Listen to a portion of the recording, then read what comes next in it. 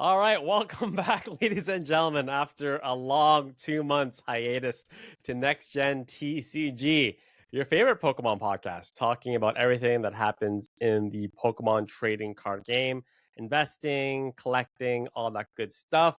The last time that I talked to you guys, I was actually blonde. We are now back to natural color, so it has been a minute, and we have a couple of reasons why. I have some exciting news that I can share in a couple months that I can't share right now, happening in the background. So big news. And Zach went to the land of the rising sun for a whole month. And then shortly he got back from his month-long vacation in Japan. He actually lost his voice and couldn't speak. Legit couldn't speak. So you can speak now. So tell people your experience. What were you doing in Japan, and how did you lose your voice? My gosh, the hardest part with like not being able to speak is everyone wants to talk to you, and you're like, I can't talk. I remember having a few phone calls I had to make, and like I would say something like just doesn't come out. Like usually when that happens, like after like a game or something for like a night or so, and it was 2 weeks. Like 2 weeks is such a long time, but no, back to the Japan piece. I was supposed to go over there for a deal. Ended up going to LA for like a week before that to see some friends and stuff. And then I went straight to Japan. The deal actually happened before I got there. So that was kind of surprising. And then basically traveled to Osaka, Kyoto, a few different cities, all the different like suburbs of Tokyo. That's what you call it, like Shibuya, Shinjuku, just like literally just a little bit of everywhere, just to literally stay at different hotels and see what's around and look for card shops, meet friends. Surprisingly, we have a lot of friends that own card shops over there, and it's kind of cool to see that grow. Like Andrew started the first card shop over there like years ago, and then now it's like I feel like there's 4 or 5 people who aren't from Japan who've started card shops there. So really, really cool. But have you ever been to Japan? Not yet. It is a bucket list location. We will get there eventually. So, big question: can we speak about said deals? Is that public knowledge? Are you privy Um, to share information about what you're doing, wheeling, dealing over there, or what? Maybe in a couple of weeks I can talk more about some of the deals. I did post a picture of Illustrator on Instagram, so it's I mean, you can assume that maybe that was in or not in a deal. I know people try to track the full patterns and stuff to see which illustrators which. It's always a good way to a little cool way to be Mr. Detective, here or there. But we did a Was it lot of fresh? cool Was things. it fresh off the printing press or what? Well, I mean, if it was, it'd be kind of cool. But all the grading companies are like testing age and this and that, and going putting everything through the SFX and really just making sure that everything's legit. So I think if you printed one today, I'm pretty sure that like even if everything was right, they'd be able to tell. It's what almost 30 years old of a card. But no, there's a lot of cool deals. Met a lot of friends. Lots of people. Just so that's where we've kind of been the last month. Just for moving forward for a little bit of consistency, just to give you guys some background stuff that Zach and I were talking about, just in terms of like the future of the podcast, trying to get more content to you guys regularly. We have come up with the schedule of when we're going to be posting. So our podcast now will be releasing every Friday, every other week. So it's going to be a bi-weekly podcast releasing every Friday around the 12 to 3 p.m. time, give or take. We're going to see what time works best in terms of best to release algorithms, all that type of stuff. Zach and I have also set up a dedicated time where we will actually be recording. So we have our first date, our chosen date of the week. Then we have a backup date.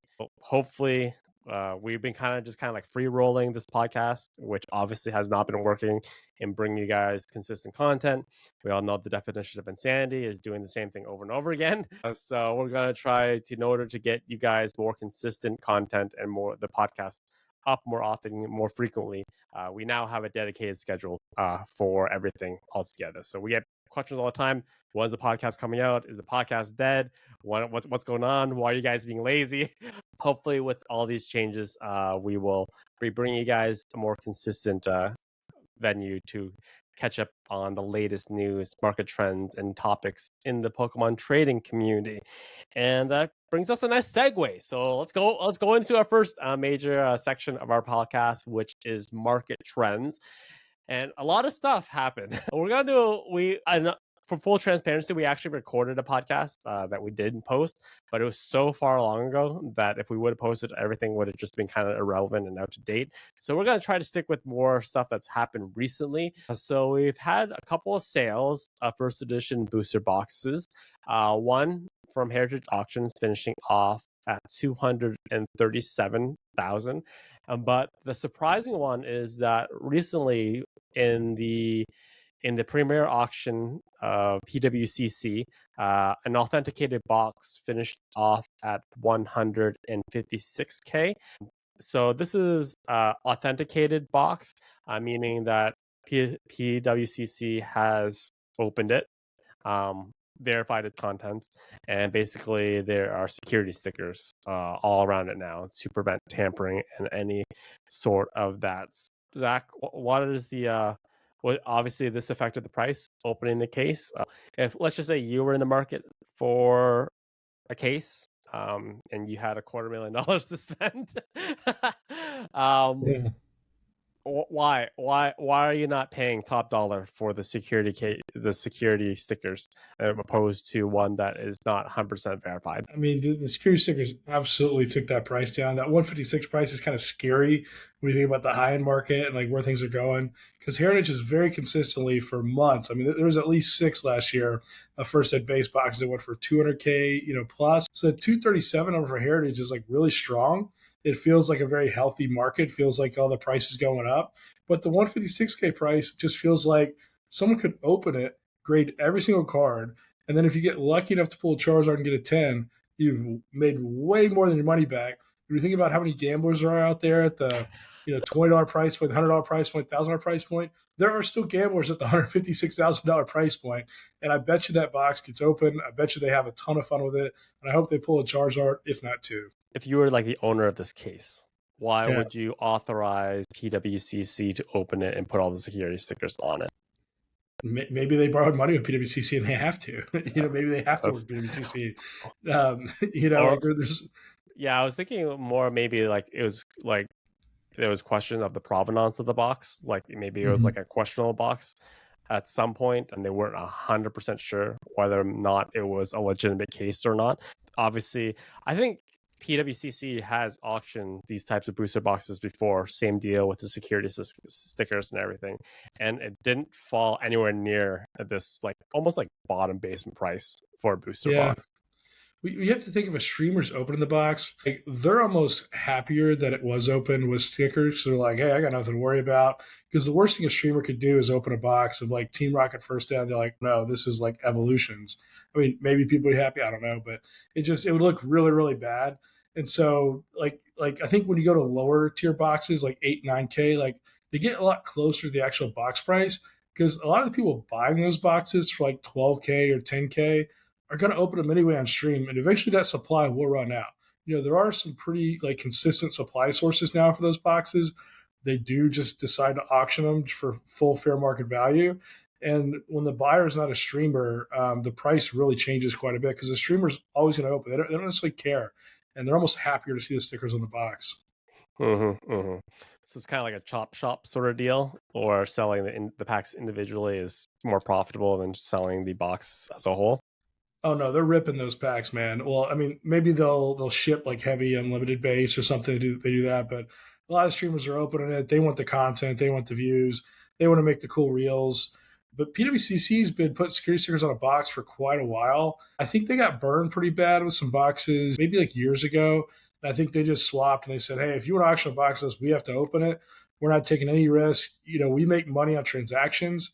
So the more you buy and sell a card back and forth, PWCC makes a ton of money.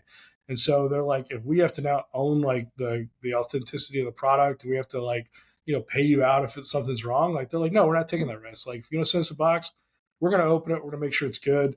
And that's just something you got to know when you send to PWCC. So if you have a box, don't send it to PWCC if you want full market value. is what you're telling me. Basically, yeah.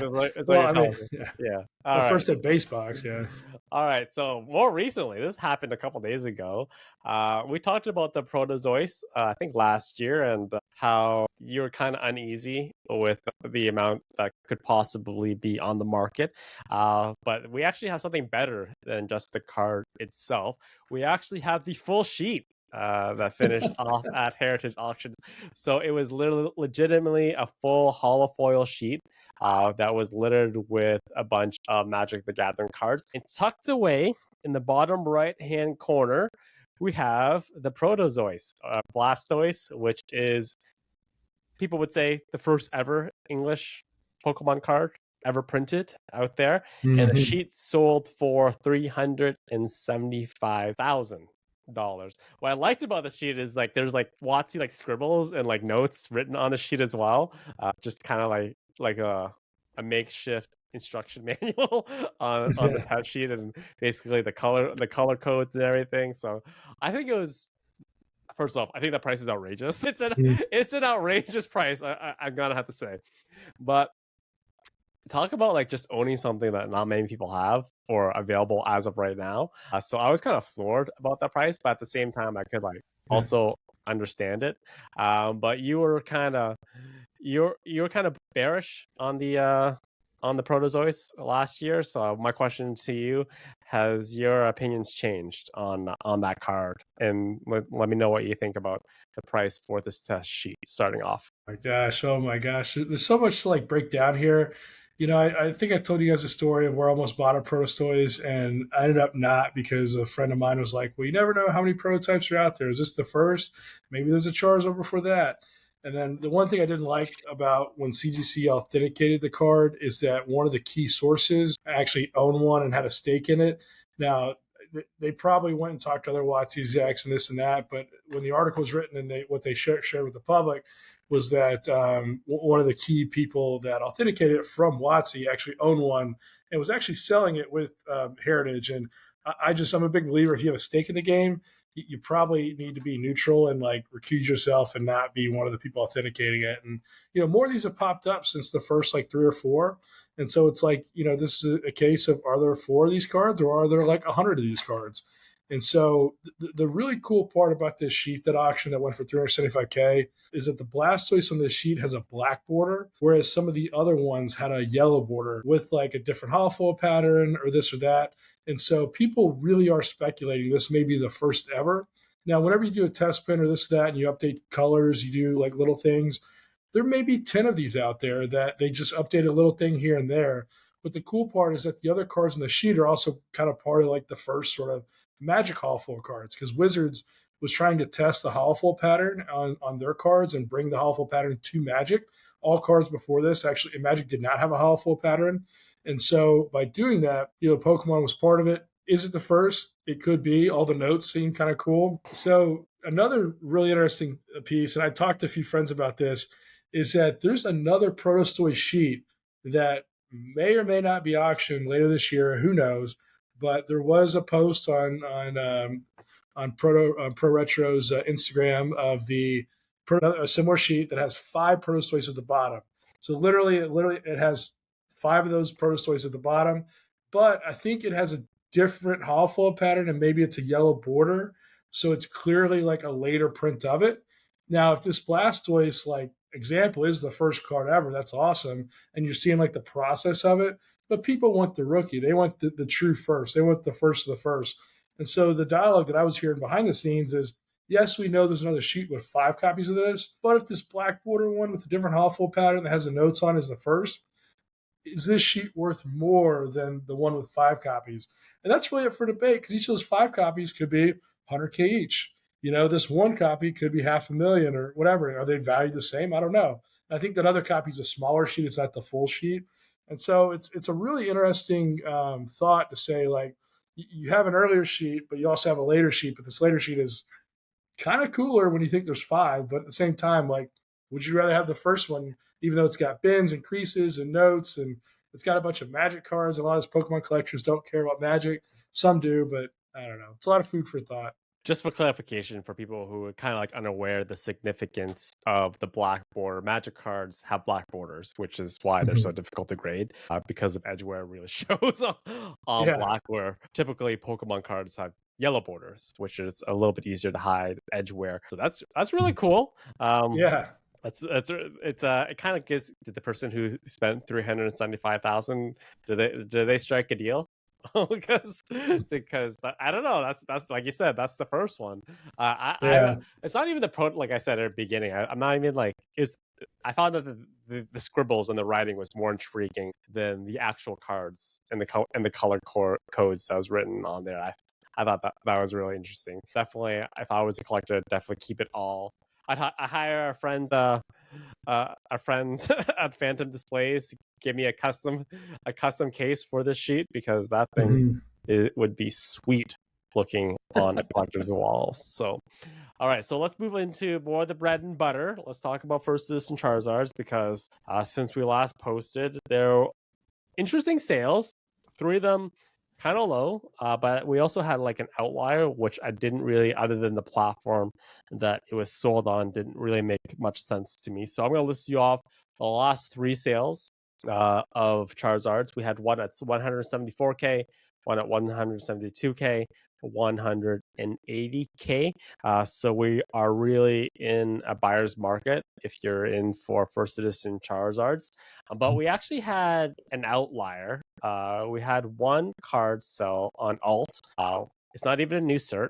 It's a 2/4 cert for 294,000. So definitely, like it was definitely an outlier. A lot of people were excited when that sale happened, thinking that it was a nice little rebound for the kind of most iconic card in the hobby. So I just wanted your thoughts where Charizard's at right now, and give your opinions on why that alt sale reached that high, whereas the ones before it kind of middle, basically low end of what the card usually sells for.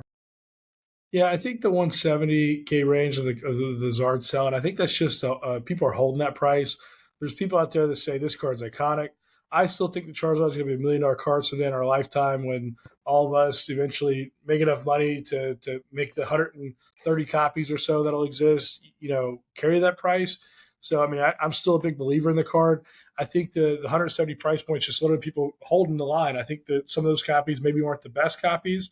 Sometimes I'd reach out and like, man, that's kind of a tough sale. And I think there maybe even been like a 150K sale that I'm misremembering.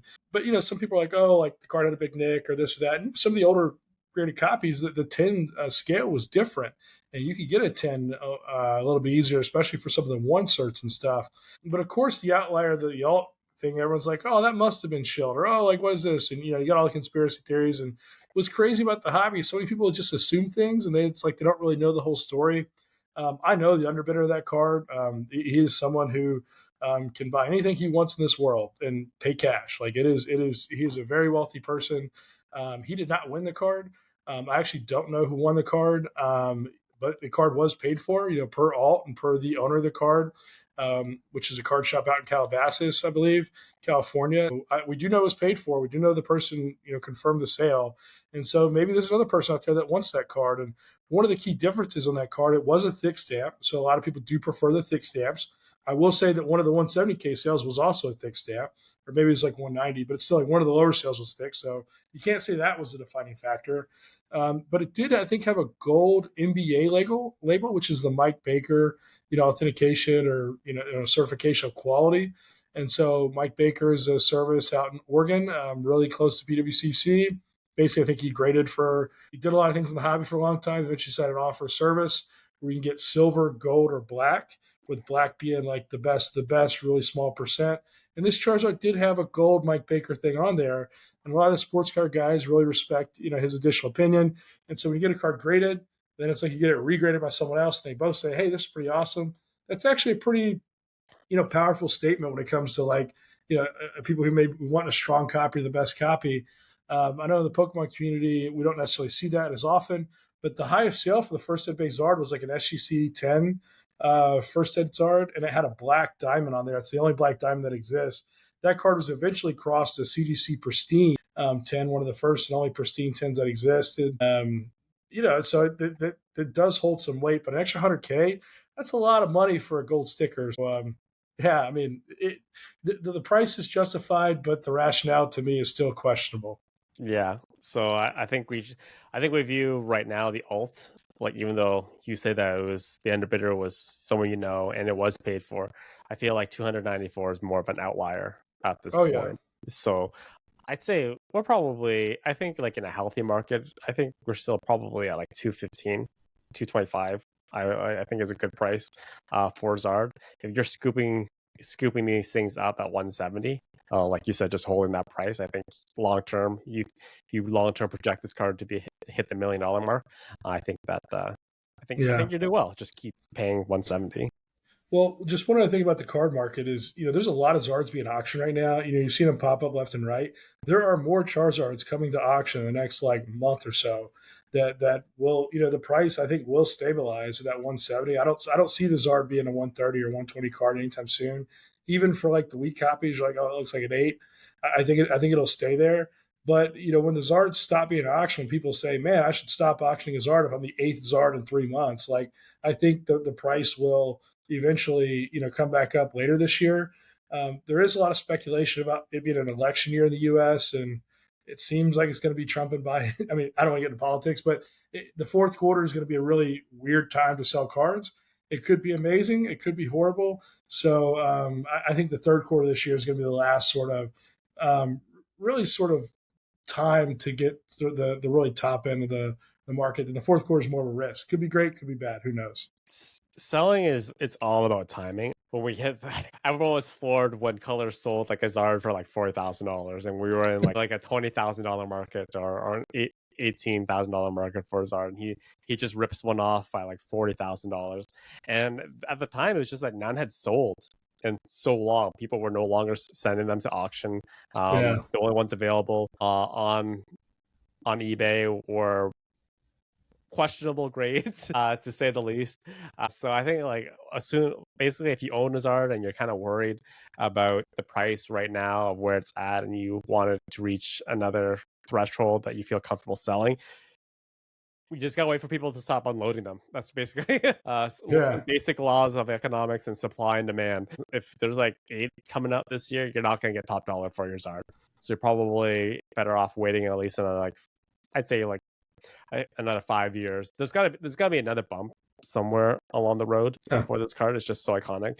But if you're really tight for money right now and you kind of want to kind of like divest and maybe refunnel some of that money into other places, you're not going to get good value right now where that card is at. Especially if you look at baby Charizard Chalice, not first edition, 51K. So that was another sale that recently happened. So I don't know. I actually think that's a pretty good price for that card. Let me know what you think. Yeah, I think it sold for like 50-ish in the past. So it's again, I think someone's just holding the line there. For years, a Shadow Sword was actually pretty hard to get. One of my extra copies, I remember saying no to like 130K for, way back when, and then eventually I went to sell it. I couldn't get 100K. I think I got like 80 or something for it when I did sell. And so I think it kind of dropped to that 60-ish range. And I know a pristine Shadow Zard from CGC went for 60. And there have been a few sales in the 50-ish range. So this card is still really, really hard to get. I think if you see this card drop to 40K, I think that would be like a big red flag. Like, something's going on in the hobby. Because it's still low pop. It's like half the pop of the first ed Zard. And anyone that's been in the hobby realizes that Shadowless and first edition have very similar availabilities when it comes to like the print runs and things like that. But as far as like the graded pops, of course, first ed's gonna be graded more because a lot of people don't even realize Shadowless is Shadowless until they, bumped into King Pokemon and it's like, oh, Shadowless exists. So, man, another cool thing to collect. Like the 50K is a good price point given all the relative sales. Mm-hmm. So we have a couple more. It's not market trends unless we talk about Illustrator. So we have a CGC 8 Illustrator with PWCC finishing off at 204,000. And right now it is also with Rare Candy. There's an auction going on for CGC 8.5. If you basic Yeah. everything equal, the 8.5 should probably finish above 204,000. Right? You would hope. I mean, you'd hope it'd go a decent bit higher. It's crazy to see when illustrators come up. My perspective on this is the illustrators coming available for sale are copies that have never been available for sale. And there are people who maybe found them, got a good deal, or this or that, or maybe they're in Japan and they had no idea that the market was this great over here, and they're like, "Oh, I would love to get this money. It's life changing money, what have you." But I do think all the people buying the illustrators are collectors, are people who want to stow it away, are people who've never had a chance to put it in their portfolio. I mean, Illustrator for years, was way higher than this for the mint copies, and the Illustrator does skew towards the mint range. There are more mint illustrators than there are like excellent played illustrators. Anyone that got this card would have known of its significance value, would have known sort of what it meant in the Pokemon world. Think about all the articles in 1999 and so forth that sort of like romanticize this card. It was well protected, but I do think every copy coming up is a copy that hasn't been owned by a collector, sort of in that range. And then the copies, once they're bought and sold, I think there are people who are putting them away and are not reselling them. Now, I do know the 8.5 is a recent grade. It was graded this year. So I don't know if that has any effect on the price. And I'm not sure when the PWCC was graded. I didn't check the cert number there.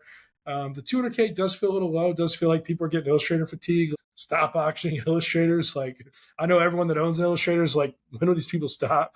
But I can say that it seems like it's all just different people who just would love to get the life changing money. That's my opinion of Yeah, man, I'm with the people of Illustrator fatigue. I'm so done with illustrators, man. I'm so done of seeing illustrators, and the fact that the sheer amount of them Yeah. keep popping up all the time, it just makes me so bearish. I truth be told, I think like when the dust settles, Illustrator will still sit at the top of the Yeah. hierarchy of Pokemon card collecting, but I truly believe that it shouldn't. It should probably be the number one trophy Pika at this Oh point, yeah. just on this just sheer number. But we just have it's just so ingrained into the Pokemon culture and the Pokemon trading card company, trading card game right now, that the Illustrator just has to be at the top. But I feel like it's justifiably so that's at the top based on everything that we know and the amount of copies that just keep churning out on a regular basis for auction and availability. It just talk to any collector. Everyone prefers the trophy Pika. It's just Yeah. it's just the way it is. Remember back when everyone's like, I hate private sales. We don't know if these numbers are real. Like, Scott's lying about this number. It's like, one, I can tell you, he's probably not lying about the number. And two, like, yeah, the private sales always happen because there's so many risks with auctions, this and that. And so it's like, why don't we all just make a pact? Illustrators for the next year are all private sales, and then after a year, we'll reevaluate and we'll decide if we want to see auctions or private sales. Because the love for this card has definitely fallen off with people just saying like, oh, there's so many. But there are people that are at that $200,000 price point that are saying, I can't believe I got a chance on an Illustrator. I'm so excited. And I've had people reach out to me, several people, I'd probably say less than five, that are like, whatever comes up for 150, I'm a buyer, just love the card. That's all I'm willing to pay. Doesn't need to be a 10, doesn't need to be a 7. I want the card, but 150 is like my buy price. And these are people who don't own Illustrators. So there's always going to be a market for it, whether we like it or not. Okay, since we're on the topic of illustrators, this is supposed to be a main topic, but let's just keep it on the rails here. Tag 10 Illustrator. I saw you post a picture of it on your social media feed. So we'll obviously tag artificial grading, Oh man. removing the human element of it. You get a whole sheet breakdown of the card and its characteristics, its hollow form pattern, everything you would want to know as a pure collector. So Mhm. you're right into the tag situation. So you tell me about this card, what you can tell me, anyways. Man, Tetra, I love your innocence and your naivety here. I love it. There's so much that happens in the hobby that you don't you don't have to associate yourself with, and I absolutely love it. So, Tag's a company that I became aware of the national last year. I decided to meet them and stuff in December of 2023. Eventually, decided to grade cards with them. Earlier this year, I think I got them back in March, did returns, this and that. Learned a lot more about them. Full disclosure, I think that they're good for the hobby.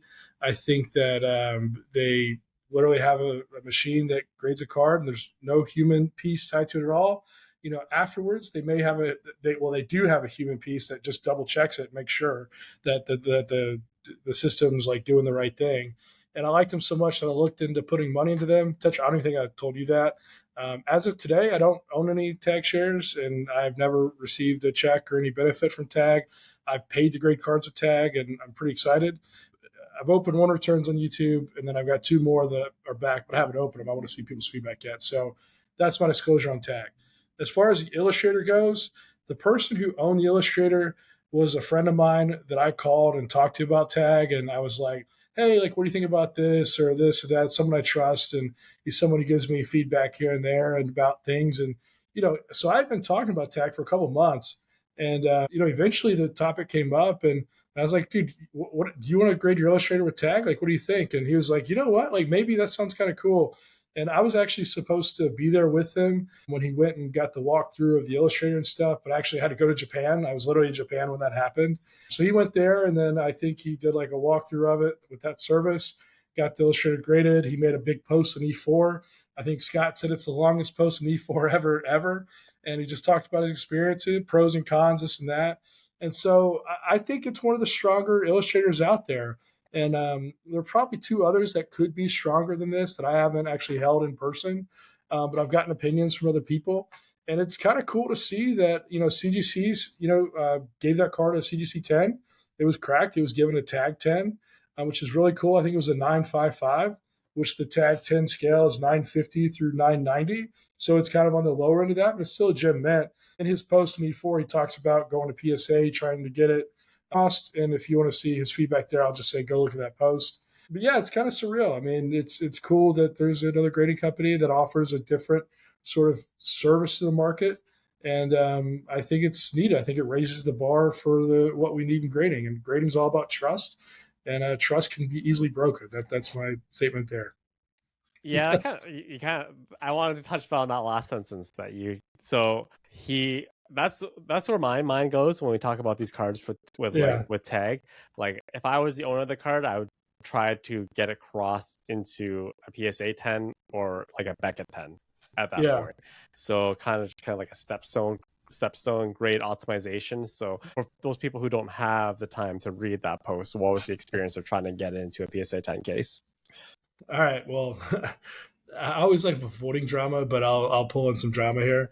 So he went to the walkthrough. I think he sat in a room for a number of hours, and then he has meticulously looked at this card. He knows more about this card than probably anyone. He said that the centering was like a little off, but not necessarily perfect, but he still thought it was within the PSA 10 parameters. And then there was a little nick on the bottom back left corner. But depending on how you look at it, the light depends on how severe it is. But it's very, very faint. And there are many, many PSA 10s that have a nick on the corner. This was a little to the side. And depending on how the light looked, depending on how severe it was. And so he said that PSA came back to him. So they had some questions about the centering, but that was okay. And that the little nick was the reason they didn't get a 10.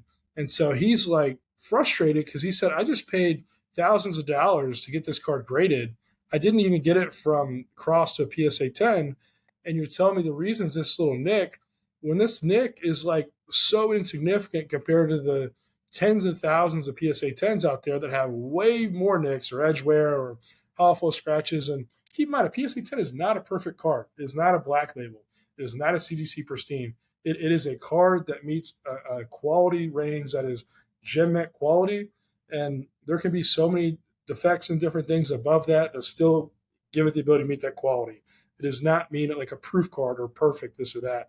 And so his opinion was, if you would have came back and told me that the centering was off and that's why I didn't get a 10, he said, I would have been okay with that. I understand it's close. I did all the measurements. It should have been okay. But if you told me it was a centering, I would have been, okay, great.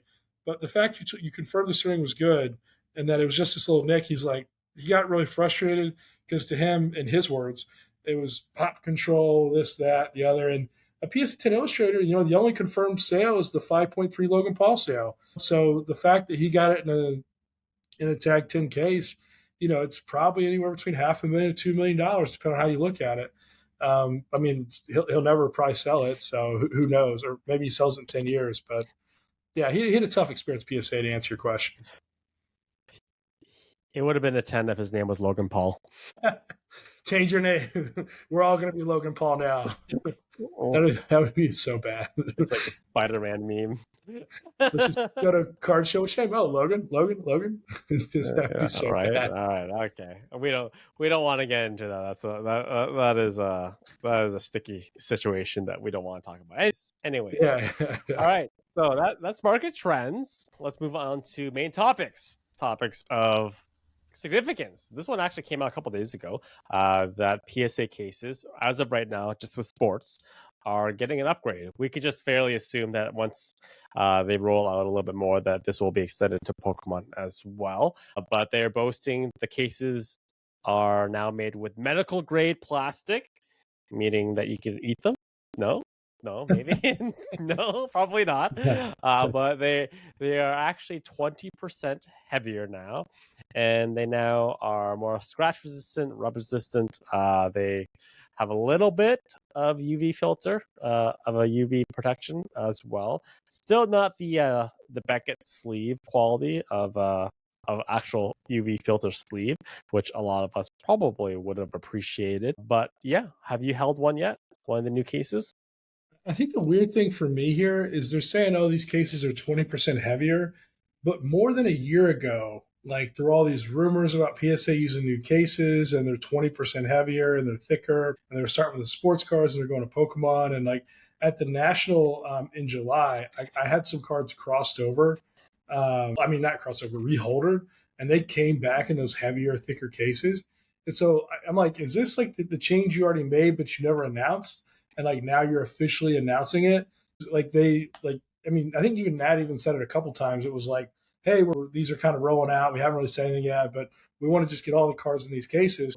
Are they now even heavier than that? So that's like the weird part to me is like, yes, it's an official announcement, but is this the same thing that's already been going on for more than a year? So I remember around the time they introduced the Lighthouse label on the actual yeah, cases themselves. I think there was speculation that they actually changed the cases around that time as well, because a lot of people yeah, thought that the cases became sharper, even though like the dimensions of the actual cases were the same. They just felt more yeah.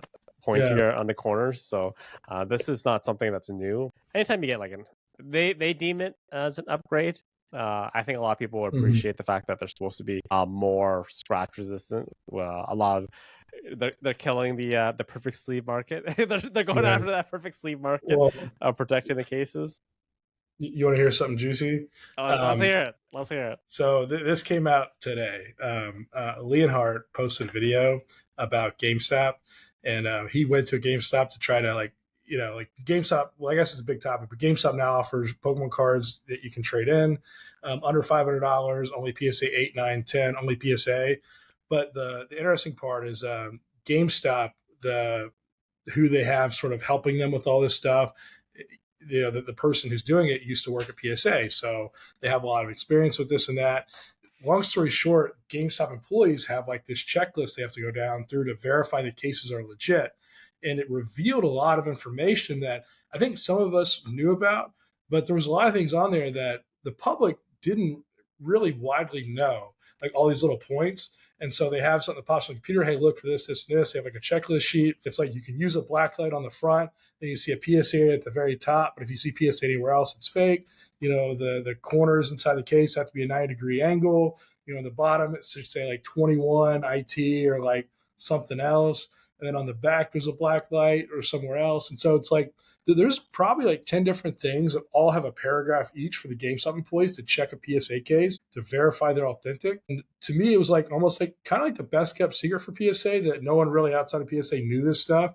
And like to authenticate a case or this, that, like they would always say, oh, there's something else the public doesn't know about that we check for this, that. And it's like, okay, sure, but I'm sure we figured it out, but I don't know. But now it's like the book is out there for if you want to fake a PSA case, this is how you fake it. Make Yeah, sure all these things check off. Like, I know that's what a lot of people like in the announcement video. The PSA noted like announced people are like, tell us all the other stuff that you have going on in the case that you won't share. They're like, people are like, yeah, dude, you don't want to do that because you're giving people a handbook of what they should be doing to make a fake case. It's just like yeah.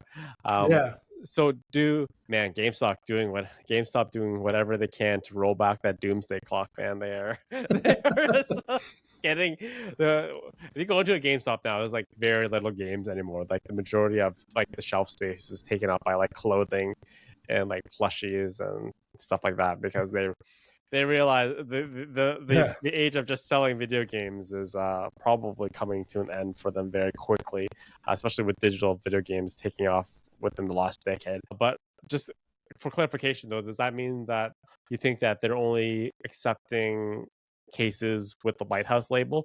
Let's just say they probably aren't qualified to accept cases pre-Lighthouse label. So I watched the full Leonhardt video this morning. Didn't skip a second. Watched it at 1x speed. I'm in for the ride. And so yes, you're absolutely right. The older cases are not accepted. They have to. The GameStop employee has to turn over the card and scan the QR code on the back. The barcode doesn't work. And so if the case doesn't have a QR code, then according to Leonhardt's video and his experience, that he cannot sell the card. And a lot of the cards they're offering, like anywhere between like 40 to 50% like value. I think GameStop says they're offering a little higher. However, they use to calculate the value of the cards, a lot of the prices are pretty low as far as the trade-in value. But you can get cash. You can go to GameStop, you get cash for cards. Like, it's kind of cool. I mean, I don't know. GameStop, as well as your university bookstore, will give you the worst return for your product. It is straight robbery. GameStop will actually offer you for a video game, like you just pulled off the shelf and just open. Oh, that's a $20 game now. And we'll give you $20 if that for that. Yeah, I know it's a business. It's just GameStop would be the last place I would want to sell Pokemon cards at. That's just my 2 cents. But anyways, yeah. good for them. They're trying. They're trying out there. So, Yeah. one big piece of news that happened shortly after we recorded our last podcast was that PSA and eBay Vaults merged. They became one thing. It is one thing now. Yeah. So I'm gonna let you know. I'm gonna let you run with this one. Isn't that crazy? It's like now part of the deal that I think it's missed is that PSA also spun off Golden as part of it, and then I think that was a good move because anytime you kind of cross like the invisible wall, it's like now PSA can work with anyone. They don't have to just work with Golden. They can work with eBay. They can work with Rare Candy, PWCC. I mean, who knows? They can work with anyone on things, and I think that's pretty awesome. So it gives them sort of a lot of flexibility there by spinning off Gold. I think that was the rationale. Maybe there's more behind it, but who knows? I'm just speculating. Now, the PSA Vault piece is particularly interesting. And I think maybe about a month ago, I was on another podcast and I had my ideas as to why I think they did it. And those thoughts have since changed. But I'll tell you what my initial idea was, that if PSA now has the PSA Vault and it's tied to eBay, and they're I think vaulting is a genius idea. You can buy and sell cards back and forth. You have you don't have to worry about insurance, shipping, all this stuff. The card's authentic because PSA has it. It's it's literally, it's a great way to just make the friction between buying and selling between people go to zero. It sucks you can't hold the card, but you can always withdraw it. And if I'm withdrawing a card, it's because I probably never intend to sell it ever again because I really like the card. But I think PSA Vault, and these were my initial thoughts, is shifting to a model where they can just collect rent. There's only so many cards to grade that are vintage. New sets only come out so often. There's only so many cards in the new set that are worth grading. And so if you get to the point that, we have 10,000 cards in the vault, we have 1 million cards in the vault, we have 100 million cards in the vault because we're 10 years from now, and PSA is collecting 10 cents a card, month on storage, that's a lot of money. That's probably more money than they make in a month grading cards today. And so it's like you go to this model where you get this recurring revenue, and everyone loves the loot boxes and subscriptions and this and that, and you're always getting money in the door. It's like, well, PSA found a way outside of memberships to get money in every month or every whatever. It's like it could end up being a better business model for them, but I think they're also going after it due to the data they get. They get a lot of the customer data.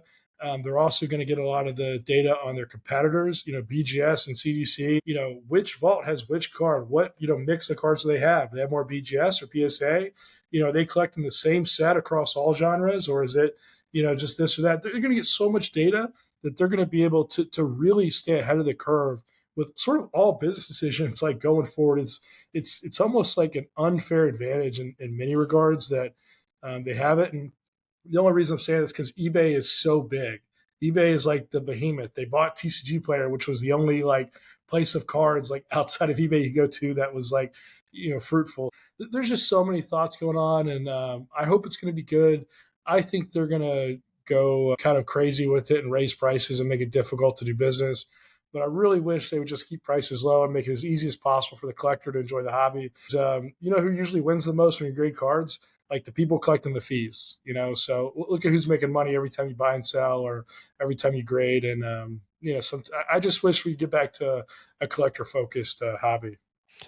Yeah, it seems very anti-competitive. Yeah, Like, seriously. yeah. Luckily, I don't have any cards in the PSA or the eBay vault. So I can step away from this whole thing. But yeah, just from the outside, it looks very anti-competitive in all regards. Yeah, and it could be great, but PSA is probably held. They need to make money. They're owned by collectors owned by Steve Cohen. A billionaire who's been fined numerous times for insider. Well, he's never admitted to it, but it's someone who's very aggressively seek profit seeking. So there are people on all parts of it who need to make money. eBay's publicly traded. Every place that's tied to this, their goal is to maximize the amount of dollars they can get from you without you going somewhere else. So I don't know. Maybe the market's prime for a startup. Maybe the market's prime for someone else to come in and do something. I'm saying that more on the eBay front for anyone whose mind's just going. Do you know what we need, Zach? We need another grading company. We need more grading companies. I wasn't saying that. We don't need more grading companies. We don't. I'm saying that tongue in cheek. For okay. Right. All right. So the final segment of this week's podcast is Collector's Corner. We're going to skip your questions for this week just because it's been so long since our last podcast. So some of those questions might be outdated. So as always, if you want questions answered, you can reach out to us. Just leave them in the comment box below, and we'll pull questions from the comments. And if you have any PG rated ones, we'll discuss in the podcast. As for now, Collector's Corner, I actually did not bring a card, but I'm going to talk about some cards that I actually sent off to be vaulted, as well as sent to the weekly auction at PWCC. Zach, I attended a card show during the time that we lost. So, yeah, I attended a card. Yeah, I attended the Toronto Card Expo. That is one that actually it's like a series of events actually kind of like going through Canada at the moment. I'm not sure if the one in Quebec has happened yet. I think it's about to happen or is happening right now. But the main reason that I attended this card show is because PWCC was there and I could literally drop off cards in person. So nice. I've sent cards to PWCC before for consignment, but because I live in Canada and just the border is just a little bit tricky, it's just very stressful. It's a stressful experience. PWCC is great. They everything's fully insured. They'll send you a label that you do have to pay for. And if there's any hiccups along the way, obviously all your stuff is fully insured. But still, it's a stressful experience to physically just be able to drop off your cards in person, not have to pay the FedEx label fee, and just know that they literally say that the card goes onto an armored truck and then we drive it to Oregon. So it's a peace of mind that I appreciate. So I dropped off some heavy hitters that I actually have shown on the show before. I dropped off my Wonder Platinum. I dropped off my Master's Key, to name a few. Also dropped off my Cynthia's Feelings card as well for all you prime waifu lovers out there as well. I dropped off my entire Scramble set. All 3 cards of the Scramble cards are now vaulted, and I also dropped off my my points card evolutions. So Jolteon, Vaporeon, as well as the most expensive one being Flareon.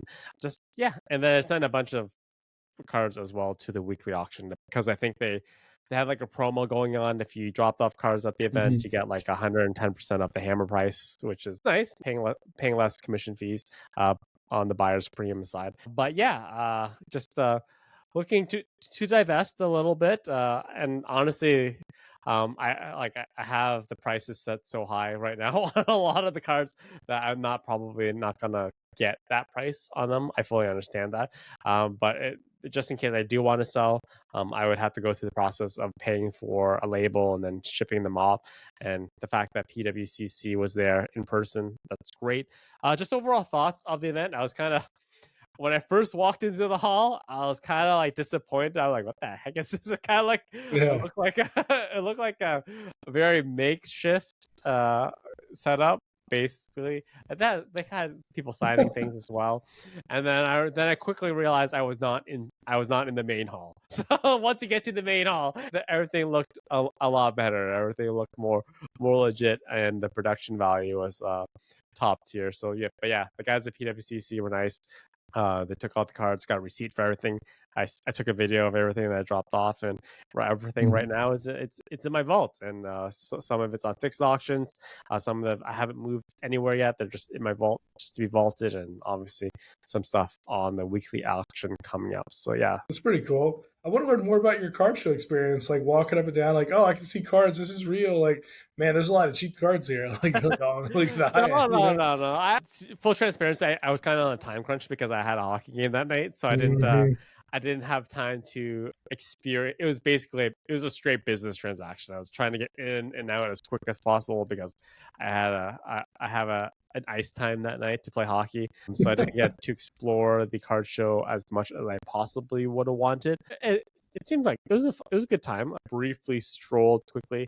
Prices for things there's some cool stuff that you see. A lot of loose cards, a lot of graded cards. Yeah, it was just All right, just give me a hard time. But I want to go up there to go to card show with you. I keep hearing more and more cool things about Toronto, just card shows up there and how great they are. And a lot of people from all over Canada going to Toronto for card shows. So I think within the next year, I'll probably go to at least one, if not two, Toronto card shows just to check out all these things I keep hearing how cool they are. So a lot I of good friends invited up you to the there. one. I thought you'd go to this one, but you were in Japan. I think during the time. All right. So my card of the week is, since it's been a long time since I've been on the podcast, I figured you got to go big. You got to go jumbo. And so I decided to go with a jumbo card, which is, oh man, The so it's a Aquapolis jumbo weekend. Suicune.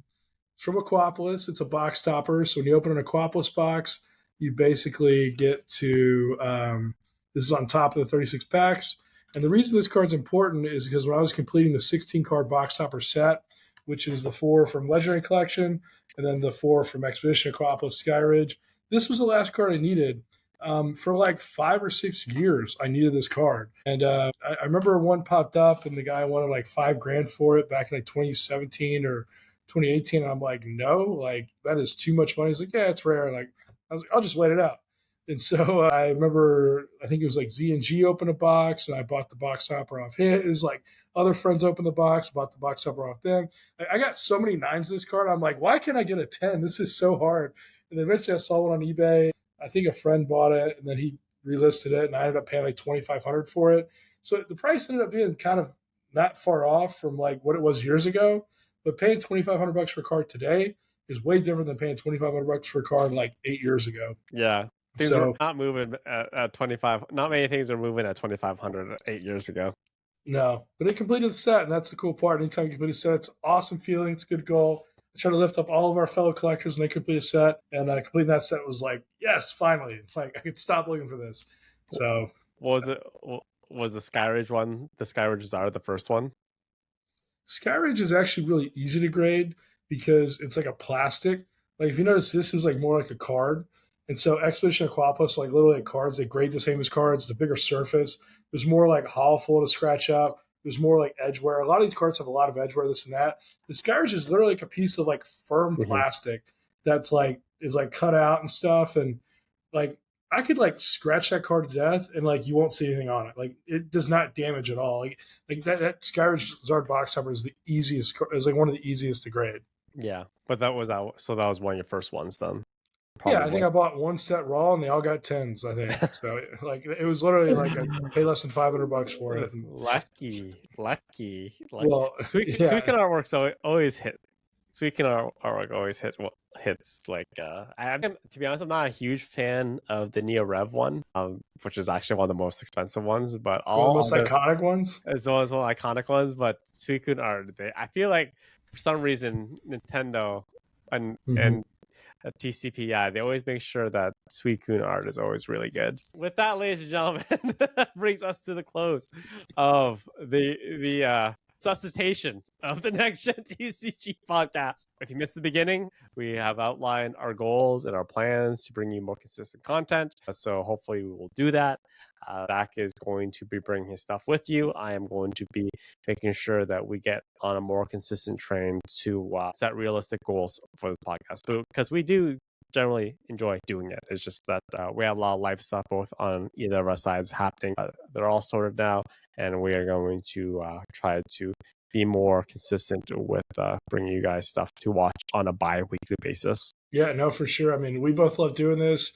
I think there's always stuff going on. Tetch is a full-time YouTuber, and he's crushing hockey games all the time. I mean, there's always stuff I've got. So we want to bring you guys content. I think the questions, we love reading every single one of them. We read every comment. We want to bring you guys content more consistently. So just stay with us, and we're gonna just commit to doing better. And hopefully, we can make this your favorite Pokemon podcast. So thank you so much. We'll see you in 2 weeks.